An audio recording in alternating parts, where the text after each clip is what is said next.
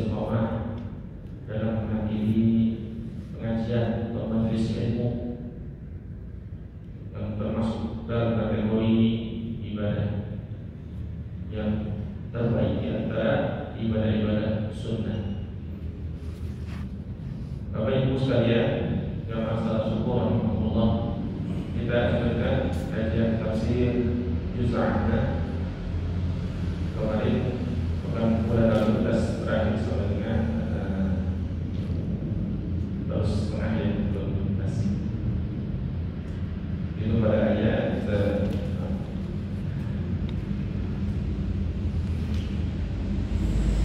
baik, kita bukan kalau ada Syekh Ibnu Utsaimin mengatakan dalam tafsir juz Ahna pada ayat atau penggalan kedua yang dari ayat ke-17 sampai ayat 30. Ayat kita baru sampai ayat 24. La yadkhuluna fiha bardan wa la sharran.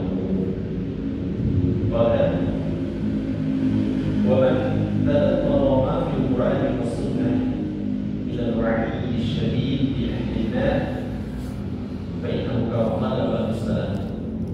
Maka barang siapa yang mentadabburi, yakni merenungi atau mempelajari ma fil Qur'an was sunnah, apa yang ada di dalam Al-Qur'an dan As-Sunnah, ila al-wa'id syadid, dari ancaman yang sangat berat di ahli nar, bagi penduduk neraka. Penduduk neraka mereka adalah orang yang diancam, bahkan diancam dengan ancaman yang sangat berat, yang sangat menakutkan. Al-wa'id syadid. Fa innahu kama qala as-salaf, sebagaimana perkataan sebagian ulama salaf, ajabtu lin-nar kaifa yanamu haliha. Aku kagum terhadap neraka, bagaimana seseorang yang lari daripadanya bisa tidur. Wa ajabtu lil jannah kaifa yanamu talibuha. Dan aku kagum terhadap surga, bagaimana orang yang mencarinya mereka bisa tidur. Maksudnya adalah perkataan ulama salaf ini, dia merasa terheran-heran bagi mereka yang lari dari neraka. Kita lari dari neraka, bagaimana kita bisa tidur sementara kita ingin lari dari neraka? Maksudnya adalah bagaimana kita tidak berusaha dengan menunjukkan berbagai amal yang menunjukkan bahwa kita benar-benar orang yang sedang lari dari neraka. Tidak diam saja gitu. Demikian juga sebaliknya. Ya, bagaimana seseorang yang menginginkan surga, yang ingin mendapatkan surga, mereka bisa tidur. Mereka menginginkan surga tapi diam saja, tidak melakukan berbagai macam amal soleh yang menunjukkan bahwa dia benar-benar talibuha, orang yang mencarinya. Ini perkataan dalam salaf. Banyak aneh, Pak. Ada orang takut dari neraka, tapi diam aja. Ya, dia kan tidak menunjukkan sesuatu yang menunjukkan bahwa dia benar-benar menghindar dari neraka. Ibadahnya tidak baik, kemaksiatan terus dikerjakan, ya istighfar, taubat tidak pernah ia lakukan. Padahal dia orang yang lari dari neraka. Setiap kita lari dari neraka. Demikian ketika kita mencari surga, tapi amal kita sedikit. Amal kita sedikit, baik secara kualitas ataupun secara kuantitas. Sehingga itu membuat para ulama mengatakan ajabtu, aku keheran-heran.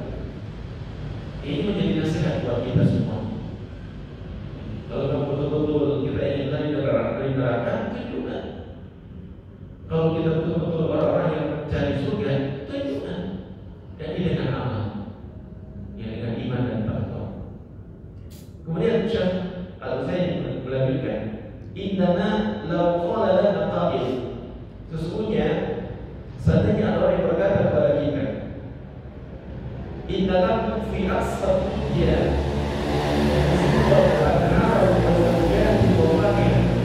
sesungguhnya bagi kalian di ujung dunia itu ada istana-istana,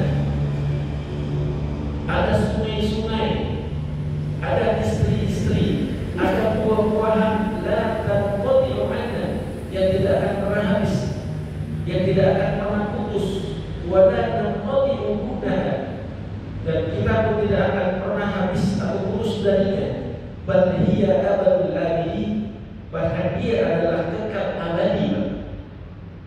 Ya, ada di ujung dunia tempat kenikmatan yang lengkap dengan apa yang diinginkan manusia, yang tidak akan pernah terputus dan tidak akan pernah habis, dan para penghuninya abadul abidi, kekal di dalamnya. Lakinna nasiru ala ahdabi a'yunina, sedangkan kita terus berjalan dengan sungguh-sungguh, lailan wa naharan linasila ila hadhihi jannah, siang dan malam untuk sampai kepada surga, allati fiha hadha na'imul 'azim, yang dalamnya terdapat kenikmatan yang besar, wallati na'imuha na'imun la yanqati, yang kenikmatan di surga itu abadi, yang tidak akan pernah putus, tidak pernah habis. Dan penduduknya syababun sakinu hadaikun la yarham, penduduknya akan senantiasa muda dan tidak akan pernah tua. Penduduknya akan senantiasa menjadi seorang pemuda, muda, tidak akan pernah tua di surga. Wasihatu hudaimatun laisa fiha saqam, penduduknya akan senantiasa sehat selama-lamanya, yang tidak ada di dalamnya penyakit, tidak menderita penyakit, sehat penduduknya. Wanzuru ila nasi jauh, dan perhatikanlah orang-orang yang hidup sekarang. Yazhabuna ila masyariqil ardi wa magharibiha, mereka pergi ke timur dan ke barat, liyanalu dirhaman aw dinaran, untuk mendapatkan dirham dan dinar. Qad yatamatta'una binari, kadang-kadang mereka bisa menikmatinya, wa qad la yatamatta'una bihi, ya kadang-kadang mereka tidak bisa menikmatinya. Fama ba'duna naif wa hadha al-mawqif min marad al-jannah, lalu bagaimana dengan kita yang sedang berada di tempat ini dalam mencari surga? Kaum muslimin rahimahullah, ketika Allah dan Rasulnya dalam Quran dan Sunnah menyebutkan tentang sifat-sifat surga dengan segala kenikmatan yang ada di dalamnya, yakni kenikmatan yang tidak terputus, keadaan yang kita senantiasa akan menjadi muda, yang tidak akan pernah tua, sehat yang tidak pernah akan ada penyakit, penuh dengan keindahan dan keabadian yang sangat menggiurkan bagi orang-orang yang ingin mendapatkan kebahagiaan. Tetapi justru kita sekarang di dunia malah sibuk pergi ke timur dan ke barat hanya untuk mencari dinar dan dirham, mencari rupiah, yang kadang-kadang kita bisa menikmatinya dan kadang-kadang juga kita tidak bisa menikmatinya. Bukan tidak boleh kita mencari dunia, bekerja, mencari nafkah, tidak silakan, tetapi kesungguhan kita dalam mencapai atau menginginkan atau mendapatkan surga tidak lebih serius dari kesungguhan kita dalam mencari dunia, tidak lebih serius dari kesungguhan kita dalam mencari dunia. Ya. Kita ingin mendapatkan kenikmatan di surga, tapi rasa takut kita agar terhindar dari neraka tidak begitu serius dengan usaha yang kita lakukan di dunia. Orang-orang yang ingin mendapatkan kenikmatan di dunia, ia bekerja siang dan malam untuk menggapainya. Ia mampu melakukannya, mau ridho, bercapai lelah untuk mendapatkannya, tetapi tidak begitu semangat ketika ia mencari kenikmatan yang abadi di surga. Demikian juga orang-orang yang ingin selamat dari berbagai keburukan di dunia, yang tidak ingin terkena penyakit, yang ingin dia berupaya dengan usaha yang maksimal agar mendapatkan kesehatan itu, tapi tidak begitu sungguh-sungguh ketika ia ingin menyelamatkan diri dari api neraka. Maka para ulama mengatakan wa hadzal mauqif minal harbi minannar, dunia ini adalah tempat lari dari neraka. Jadi kalau kita ingin lari dari neraka, ya sekarang tempatnya, bukan nanti di yaumil akhir. Sekarang kita ingin, kalau ingin lari dari neraka hari ini, ya. Hadzal mauqif minal haram minannar, tempat ini kita sekarang di dunia ini adalah tempat kita lari dari neraka. Kalau sudah ada di hadapannya, kita tidak akan pernah bisa lari. Kalau mau lari dari neraka, ya sekarang, ayo lari dari neraka. Menjauhkan diri kita dari apa? Dengan amal soleh, dengan ketaatan dan ketakwaan. Karena dunia adalah tempat kita lari dari neraka. Nas'alullah an yu'idana wa iyyakum minan nar.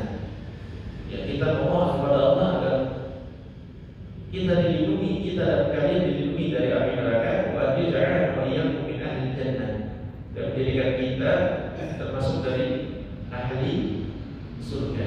Nah, itu sedikit atau sisa perkara tafsir ayat sebelumnya. Kemudian pada ayat berikutnya Allah Ta'ala mengatakan illa hamiman wa ghassaqa, illa hamiman wa ghassaqa. Al-istithna huna, kata pengecualian di sini kalimat illa munqati'un illa nahwi, terputus di kalangan para nabi, li'anna mustasna laysa min jinsil mustasna minhu, karena pengecualian tidak dari jenis apa yang dikecualikannya. Wal makna, dan arti dari kata illa di sini adalah laisa lahu illa hadzal hamim, mereka di dalamnya tidak akan mendapatkan apapun kecuali al-hamim. Penduduk neraka itu yang diancamkan dalam ayat ini adalah penduduk neraka di kalangan orang kafir Quraisy. Ya. Mereka di dalamnya tidak akan mendapatkan apapun illa al-hamim. Al-hamim yakni maknanya adalah wa huwal ma'ul har al-muntahi fil haram. Al-hamim itu adalah air yang sangat panas dan sangat tinggi tingkat kepanasannya. Sangat tinggi tingkat kepanasan. Ya, kalau kita di dunia saja tidak sanggup menahan air yang amat sangat panas, misalkan air dispenser atau air yang kita didihkan di atas kompor, mampukah kita meminumnya? Walau sebentuk saya masih ada kesakitan. Mungkin bapak-bapak ada yang pernah ngalamin nuangin air panas di dispenser, lalu dihitung begitu, ngelamun ya, sangka itu air dingin. Bahkan sebentuk pun kita tidak akan bisa menahannya. Bahkan air yang dididihkan di kompor itu lebih panas daripada air yang ada di dispenser. Dididihkan air yang sangat panas itu. Coba bayangkan, tidak mampu kita, apalagi kita mau minumnya. Sedangkan penduduk neraka di dalamnya tidak akan mendapatkan minuman kecuali al-hamim, tidak ada yang lain. Ya, air yang sangat tinggi tingkat panas. Tidak akan kita tahu kepada Allah Ta'ala. Coba kalau kita tuangkan air yang panas di gelas, bahkan amat sangat panas yang didirikannya di atas kompor yang membolak. Coba kita tadabbur di depannya, sambil membayar air ini illa hamiman wa ghassaqa. Penduduk neraka tidak akan diberi minuman kecuali dia itu. Masih penting ya di dunia, akhirnya tingkat kepanasannya masih jauh lebih rendah dibandingkan dengan tingkat kepanasan di neraka. Dan airnya jernih. Ya, tapi itu untuk tadabbur, Pak. Coba bayangkan, setiap kali ketika kita malas dalam beribadah, setiap kali ada keinginan kita untuk berbuat maksiat, coba minum dulu air panas setelah. Kalau kita tidak mampu, ya hentikan maksiatnya. Kalau kita tidak mampu, ya bangkit kerjakan ibadah dengan tekun. Sebagai kesungguhan akan iman kita kepada Allah Ta'ala dalam menggapai surga dan lari dari neraka. Jadi al-hamim itu adalah air yang sangat panas dan sangat tinggi tingkat kepanasannya. Kemudian Yughafu bima'in kalmuhli yashfil quluban. Mereka akan diberi minum ya, dengan air yang sangat mendidih yang akan merusak wajah mereka. Surah Al-Kahfi. Kemudian di neraka mereka dikatakan di dalam Quran surah Muhammad ayat 15, wasuqu ma'an hamiman faqatta'a am'a'an.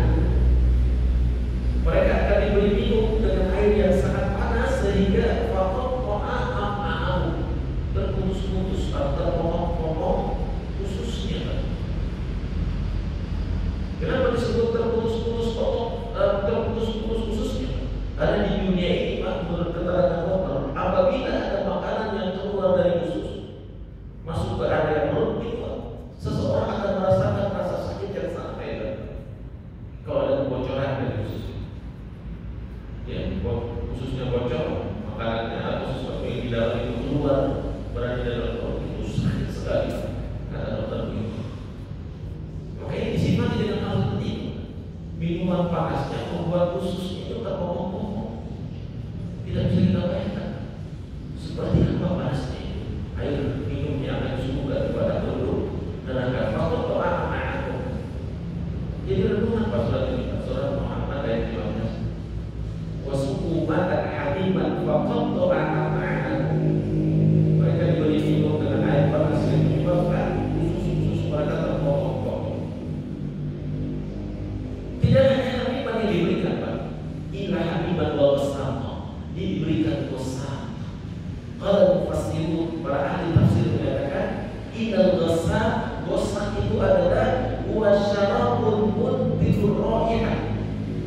Ia adalah minuman yang sangat bau busuk. Muntirur raihah, yang sangat bau busuk. Ya. Kalau di dunia saja kita mencium bau busuk yang amat sangat pasti muntah. Tidak akan tahan, Pak. Syadidul burudan dan sangat dingin, Pak. Gosah itu ternyata minuman yang sangat bau dan sangat dingin. Sangat dingin, tidak sebanding dengan dinginnya air di dalam kulkas, tidak sebanding bahkan dengan es batu yang ada di dunia. Lalu fayujma'u lahu, sesuatu yang busuk itu ya, dikumpulkan dan diberikan kepada mereka berukara wa iyyahu billah.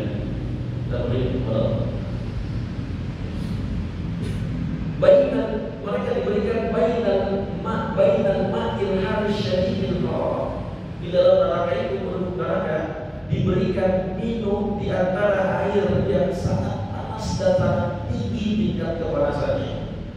Wal ma'al barid syadid, dan diberikan minum air yang juga sangat dingin, Pak. Ya. Sehingga dia pukul ada minan nahi sehingga mereka penduduk neraka itu diberi azab dengan dua sisi.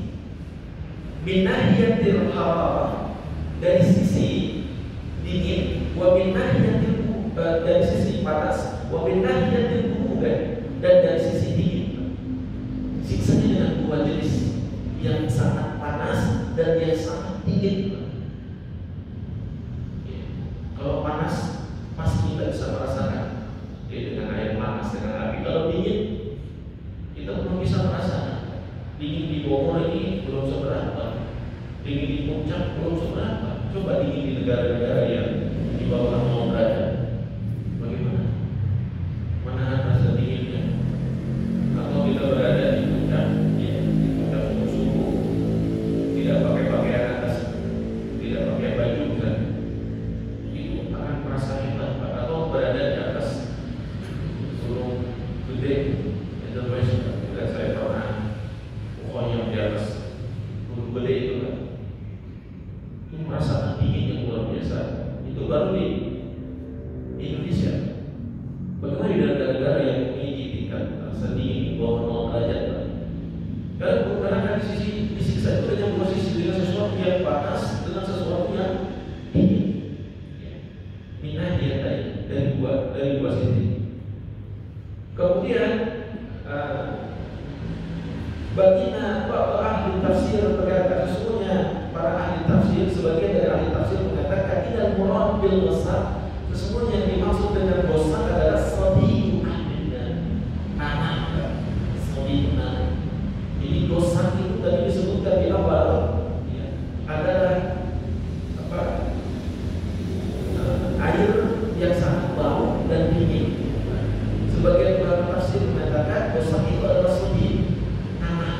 dari penduduk neraka, wa ma yakhruju min ajwafihim min al-aqni wal alaq, dan apa saja yang keluar dari ajwaf yang dirongga di dalam perut, rongga perut yang keluar, ya, dan yang bau dan yang bau busuk dari keringat penduduk neraka.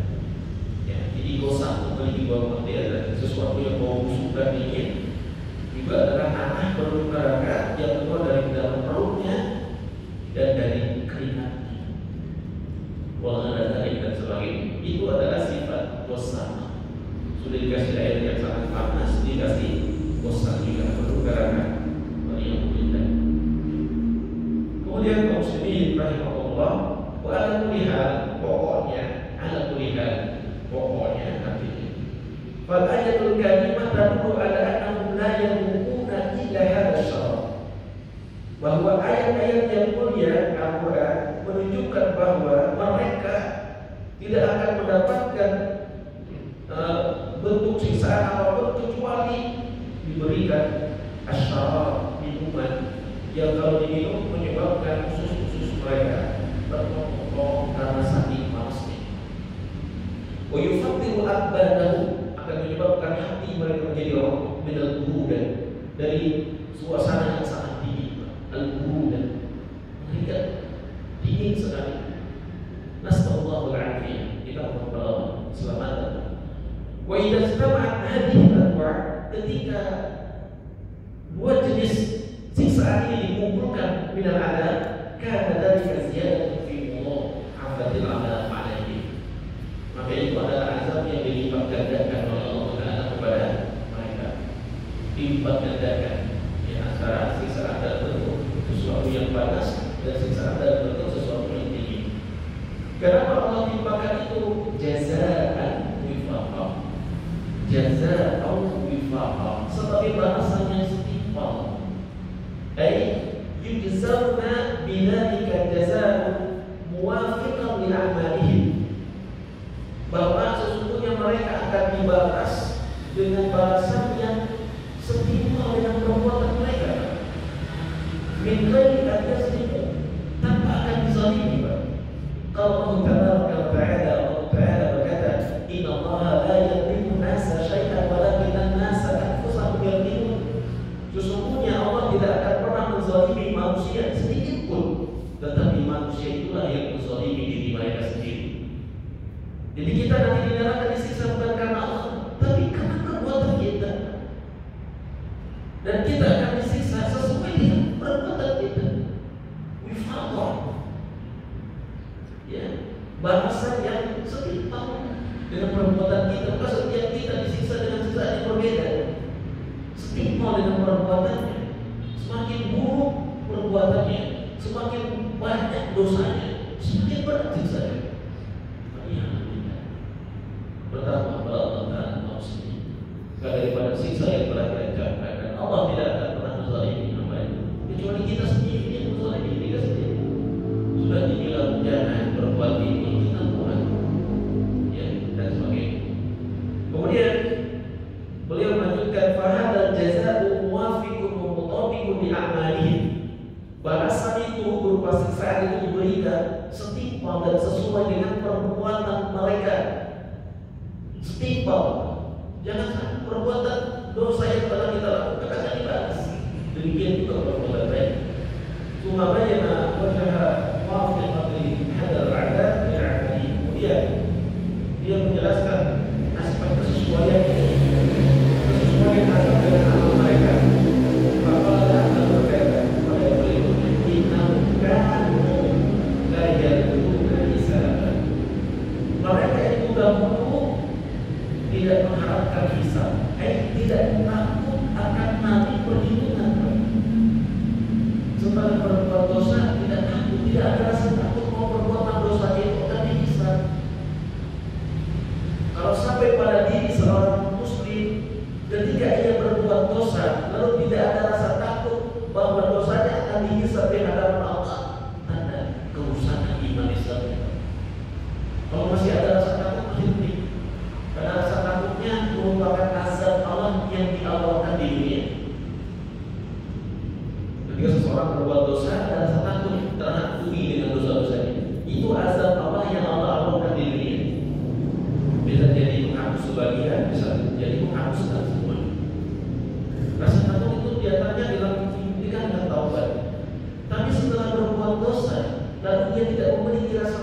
akan hisab.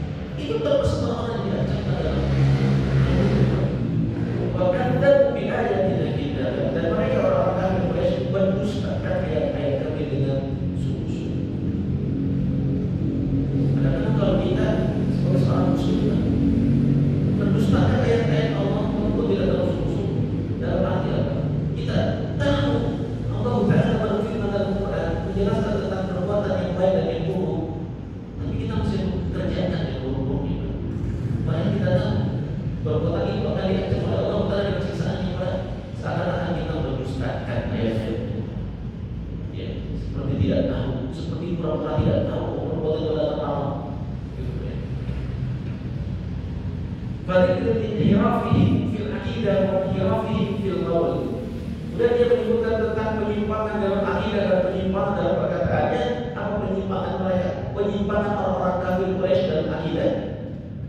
Itu tidak meyakini akan hari perhitungan, bahkan mendustakan ayat-ayat Allah. Dan penyimpangan mereka dalam perkataan innahum kanu la yarjuna hisaban, ay la yu'minuna an yuhasibu. Orang kafir tidak mengharapkan akan hari perhitungan, tidak mengharapkan, tidak percaya akan ada hari perhitungan. Bagi yumkinuna hisab, bahkan mereka mengingkari hari perhitungan.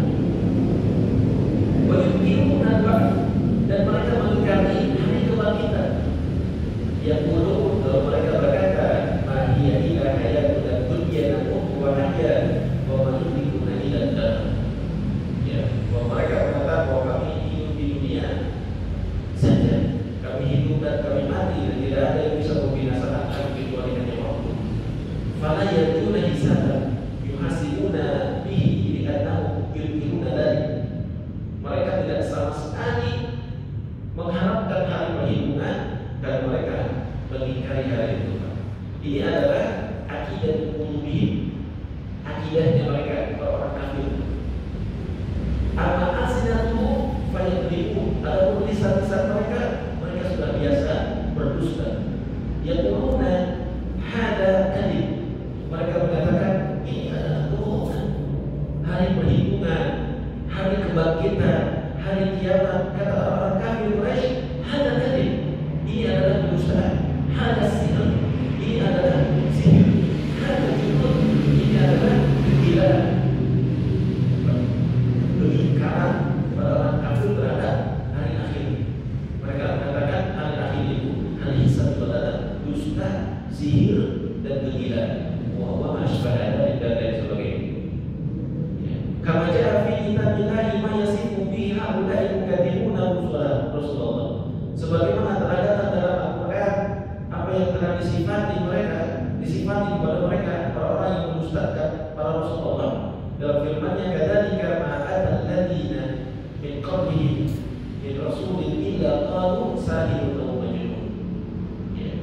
Mereka berkata bahwa telah datang orang-orang sebelum kalian dari kalangan Rasul, dan mereka berkata para Rasul itu adalah tukang sihir dan orang gila. Ya. Orang kafir Quraisy, orang kafir mengatakan bahwa para Rasul itu adalah tukang sihir dan orang gila. Surat Az-Zariyat ayat 52. Wa qala Allah Ta'ala at-tabi'ina li Muhammad sallallahu alaihi wasallam, Allah Ta'ala berkata tentang orang-orang yang mendustakan Nabi Muhammad sallallahu alaihi wasallam, wa qala al-kafiruna hada sahibul kadzdzab. Mereka orang-orang kafir berkata tentang Nabi Muhammad bahwa Nabi Muhammad adalah tukang sihir dan tukang dusta. Surat As-Saff ayat 4. Wa qalu innahu syair. Mereka berkata dia tukang syair. Kama yaquluna syairun natarabbasu bihi raibal banun. Bahwa mereka mengatakan para nabi itu yang mereka tunggu-tunggu akan tertimpa kecelakaan. Mengharapkan sekali para nabi mendapatkan kecelakaan. Dalam ayat dikatakan wa qalu ya ayyuhalladzi ursila 'alaihi dzikru innaka lamajnun law ma ta'tina bil malaikati kunta minas shalihin. Mereka berkata, wahai orang-orang yang telah diturunkan atau yang telah mendapatkan Al-Quran, sesungguhnya kalian orang gila. Ya, coba datangkan kepada kami seorang malaikat saja jika kamu orang yang benar. Itu adalah tolong-tolongnya orang kafir kepada Nabi, termasuk kepada Nabi Muhammad Sallallahu Alaihi Wasallam. Walau anna Allah thabbata aqdama Rasul, kalau seandainya Allah tidak mengokohkan kaki-kaki para Rasul, wasabrahum ala qaumihim, dan memberikan atau menganugerahkan kesabaran terhadap kaumnya, ya, ala hadzal amr, atas perkara ini, summa qaumahum al-kadhibuna lahum la yattasiluna ala hadza, kemudian kaum mereka, para yang mendustakan itu tidak berhenti pada olok-olokan itu, para orang kafir tidak berhenti pada olok-olokan itu saja, bahkan bal aduhu bil fi'l, maka orang kafir itu menyiksa dengan satu perbuatan. Ya. Kama fa'alu ma'a Rasulillah sallallahu alaihi wasallam ila al-adiyatil 'azimah, sebagaimana mereka lakukan kepada Nabi Muhammad SAW dengan memberikan siksaan yang sangat berat. Bal aduhu bil silah, bahkan mereka mengangkat senjata. Faman kana tahdihahu fajadahu jahannam, maka sepantas mereka ini mendapatkan jazaan muwafiqan bi'amalihi kama fi hadhihi ayatil karimah. Kalau sebagai balasan yang setimpal terhadap perbuatan mereka, sebagaimana disebutkan dalam ayat ini. Jadi ancaman yang begitu berat, siksaan yang begitu menyakitkan itu juga kepada orang kafir yang telah menyakiti para nabi, yang mereka mengangkat senjata kepada nabi. Mereka mengatakan nabi adalah orang gila dan tukang sihir atau seorang penyair. Maka sepantasnya hukumannya begitu amat sangat berat yang akan ditimpakan oleh Allah kepada orang kafir yang telah mendustakan Rasulullah Sallallahu Alaihi Wasallam dan hari akhir. Ya, jazaan wifaqa, balasan istighfar, innahu kana la yarjuna hisaban. Kalau sesungguhnya mereka tidak mengharapkan hari penghisaban, maka dalam wilayah tidak didapat, dan mereka mendustakan ayat-ayat kami dengan kedustaan yang sungguh-sungguh. Wa qauluhu ta'ala, kemudian pada ayat berikutnya, wa kullu syai'in ahsaynahu kitaban, dan segala sesuatu kami catat dalam sebuah buku. Apa yang dimaksud dengan kullu syai'in? Berkata Syekh Utsaimin, yashmalu ma yaf'aluhu Allah 'azza wa jalla min al-khalqi wa tadbiri fil qawl. Yang dimaksud dengan segala sesuatu mencakup segala apa yang dikerjakan Allah Azza wa Jalla dalam penciptaan dan pengaturan alam semesta. Ya, segala sesuatu telah dicatat termasuk itu. Wa yasma'u ma ya'maluhu al-'ibadu min aqwalin wa af'alin, dan mencakup segala apa yang dilakukan oleh para hamba, baik dari perkataan ataupun dari perbuatan. Wa yashmalu kullu saghirin wa kabirin, dan mencakup segala sesuatu yang kecil maupun yang besar. Ahsaynahu, kami catat, ai dhabalnahu bil isra allati wilayah tadi. Kami catat dan kami hitung dengan teliti yang tidak akan pernah ada perselis kita. Kitabah yakni ketuban, kitabah yakni sabata fil hadits sahih, dan telah diletakkan dalam hadis yang sahih, Allah Ta'ala kataba maqadira kulli syai'in ila an taquma as-sa'ah. Sesungguhnya Allah Ta'ala telah menulis segala ukuran dari segala sesuatu sampai pada hari kiamat. Wa min jumlatin dzalika a'malu bani Adam fa innaha maktubah, dan segala amal anak Adam pun telah tertulis. Bal kullu qawlin yuktab, dan semua perkataan itu akan dicatat. Ini menjadi muhasabah buat kita. Allah Ta'ala berfirman, ma yalfiru min qawlin illa ladayhi raqibun 'atid.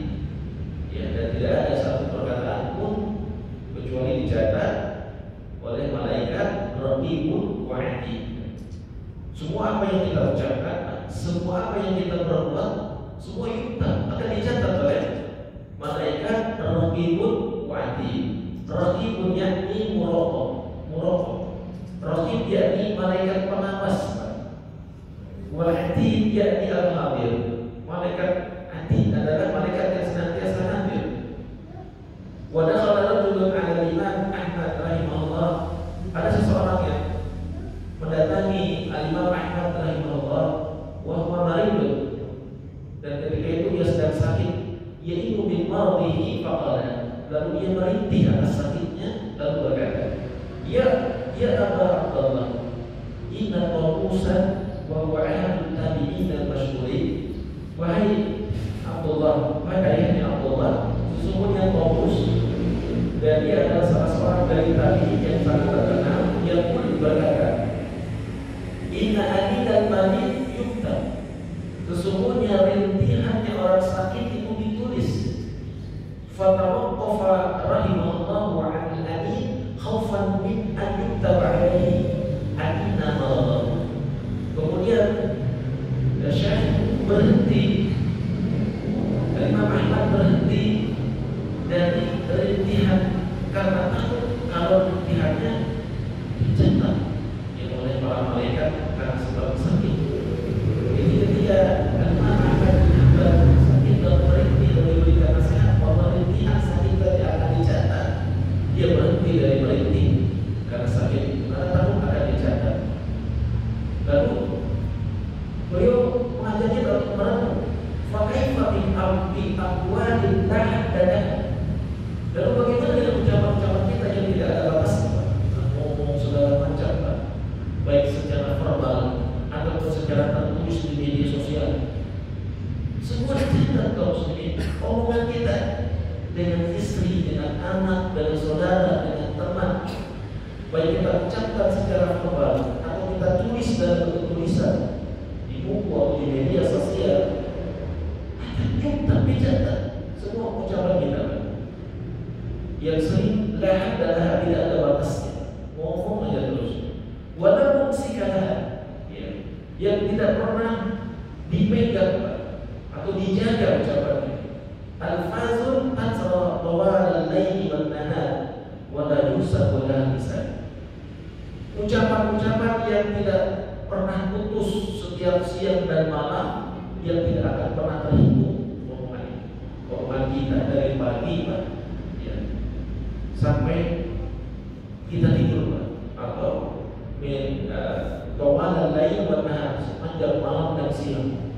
La yusab, tidak pernah terhitung ucapan kita, berapa kata yang kita ucapkan. Semuanya itu yukta, ditulis oleh siapa? Raqibun atid. Kalau saja sebuah rintihan ditulis, rintihan karena sakit ditulis karena takut akan dihisab, apalagi ucapan-ucapan yang lebih jelas akan terasa maknanya. Hati-hati kaum muslimin rahimahullah, kita jaga ucapan kita, baik yang kita ucapkan secara langsung ataupun yang kita tuliskan. Karena setiap ucapan akan dicatat, dan setiap apa yang kita ucapkan akan bisa seseorang baru. Perlu syahid yuktab, segala sesuatu akan ditulis di hatta hakmu yuktab imalah wa imalaika, sampai keinginan saja itu akan dicatat, baik itu adalah baik bagimu atau yang buruk bagimu. Keinginan saja, al-hakmu, keinginan atau kehendak itu akan dicatat, baik kehendak yang baik ataupun kehendak yang buruk. Seperti misalkan bahwa hamma bis-sayyi'ah, siapa yang punya keinginan untuk berbuat buruk, fal ya'malha 'ajizan anha fa innaha tuqab 'alaihi.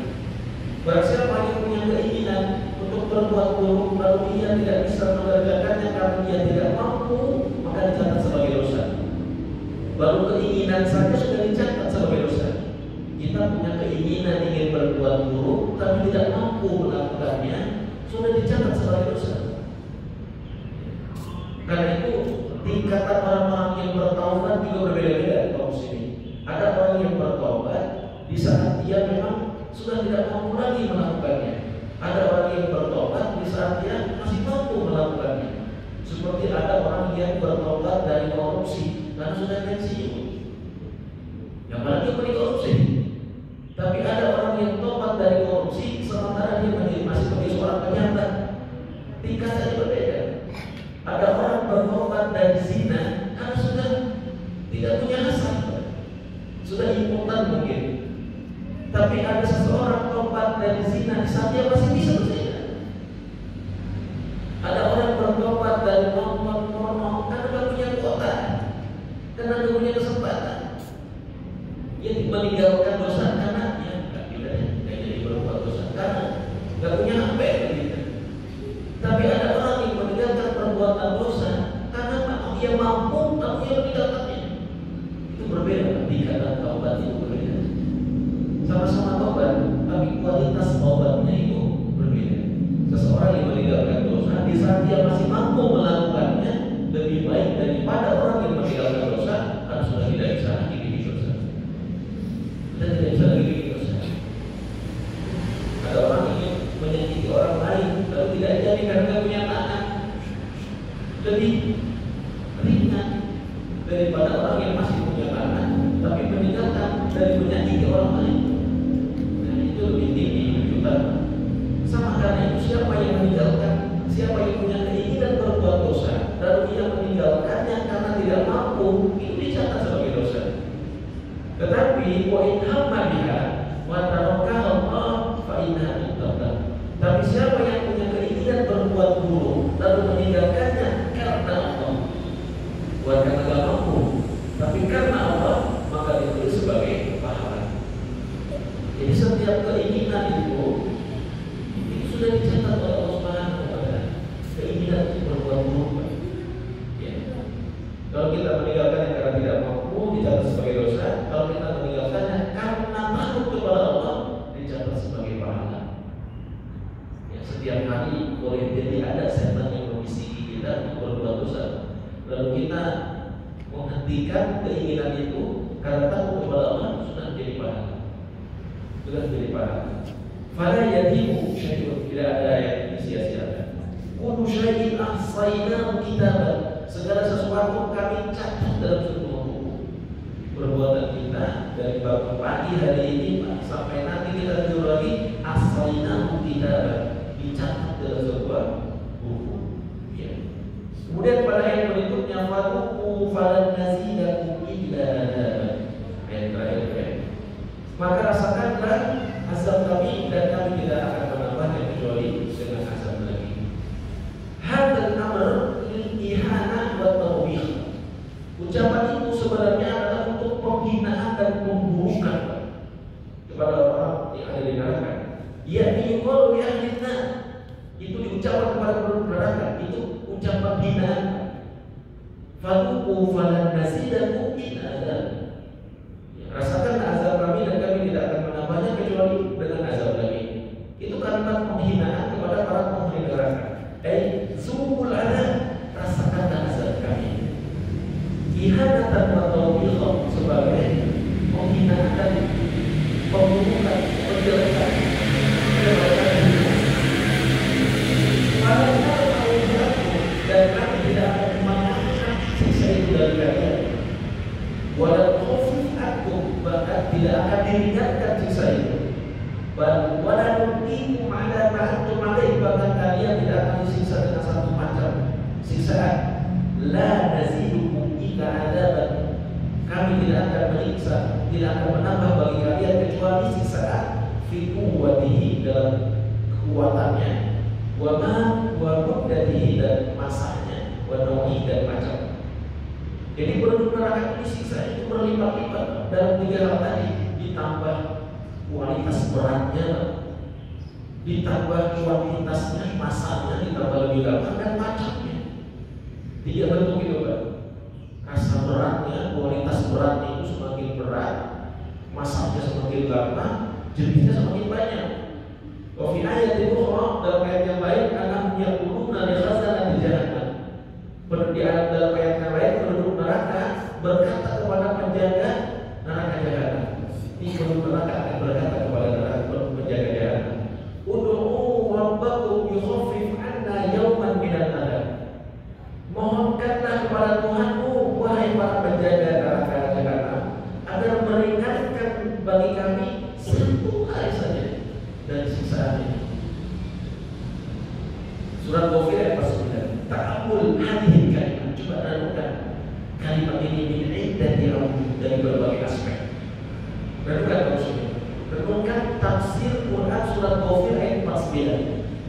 Ud'u rabbakum yukhaffif 'anna yawman minal adab. Renungkan. Ini bisa menjadi benteng kita dari menghadap keinginan untuk berbuat dosa. Kata Syekh, ta'ammul, renungkan hadhil kalimat ini bid'iddati awjuh, dari berbagai aspek. Yang pertama adalah pertama awal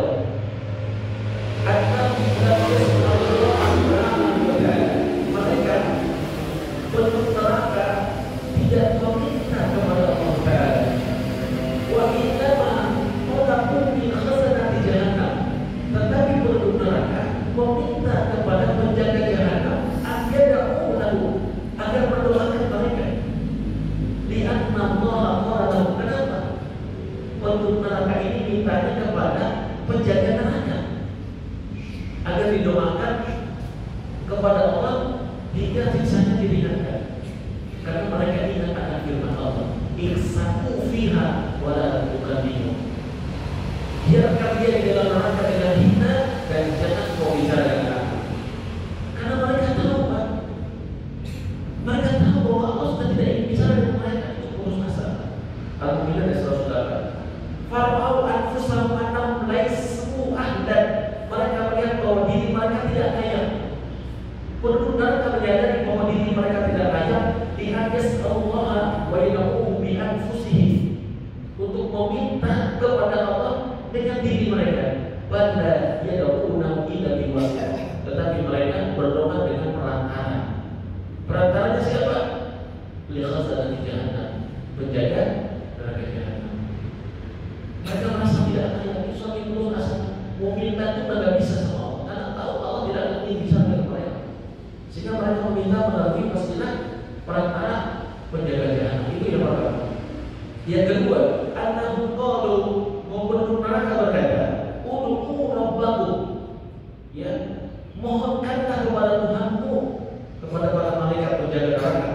Wa lam yaqulu, mereka tidak mengatakan ud'u rabbana, mohonkanlah kepada Tuhan kami, Tuhan penduduk neraka dan Tuhan penjaga neraka. Mereka tidak mengatakan demikian, tapi ud'u rabbakum, mohonkanlah kepada Tuhan kalian. Li'anna wujuhahum wa qulubahum la tastati'u an tatahaddatha, karena wajah mereka dan hati mereka tidak mampu berbicara. Au an tatakallama bi idhofati rububiyyatillah, atau mereka berbicara dengan mengidhofakan kepada rububiyah Allah. Mereka tidak bisa. Mereka tidak bisa bi'ayyaku rabbana, mereka tidak bisa mengatakan rabbana, tidak bisa. Fa'indahum minal 'ali wal khizi ma yarawna annahum laisu ahdan. Mereka mengetahui kehinaan dan kenistaan mereka. Mereka memandang dirinya tidak layak an tudhofa rububiyyatullah ilaihim, untuk menyadarkan rububiyah Allah kepada mereka. Balqahu, tetapi mereka mengatakan rabbahu, ya Tuhan kamu. Tapi yang ketiga, lam yakunu yarfa'an al-adab, penduduk neraka tidak mengatakan angkatlah azab dari kami atau bebaskan kami dari azab dia. Penduduk neraka mengatakan yukhaffif, ringankan. Kenapa tidak diminta kepada penjaga jahannam, bebaskan kami dari azab? Teriakan mereka itu ringankan. Li'annahum na'udzubillah. Kenapa? Karena mereka na'udzubillah, kami berlindung kepada Allah, aisuda min an yarfa'anhum, mereka telah berputus asa kalau siksa itu akan diangkat dari mereka. Berputus asa, gak mungkin siksa itu diangkat oleh Allah, gak mungkin diringankan, gak mungkin dibebaskan. Maka mereka hanya bisa mengatakan ringankan siksanya. Justru mereka mau minta diringankan karena mereka putus asa, gak mungkin dibebaskan. Sudah tahu murka Allah yang begitu hebat. Dan yang terakhir, Rabi'ah, pelajaran yang keempat dari tafsir ayat itu kan, annahum lam yaqulu yukhaffif 'anil adzab da'iman. Mereka bahkan tidak mengatakan ringankan azab kami untuk selamanya. Wahai malaikat, ringankan azab kami untuk selamanya. Mereka tidak mengatakan demikian. Bal qalu, tetapi mereka mengatakan yauman minal adzab, sehari, yauman wahidan. Penduduk neraka itu, Pak, meminta kepada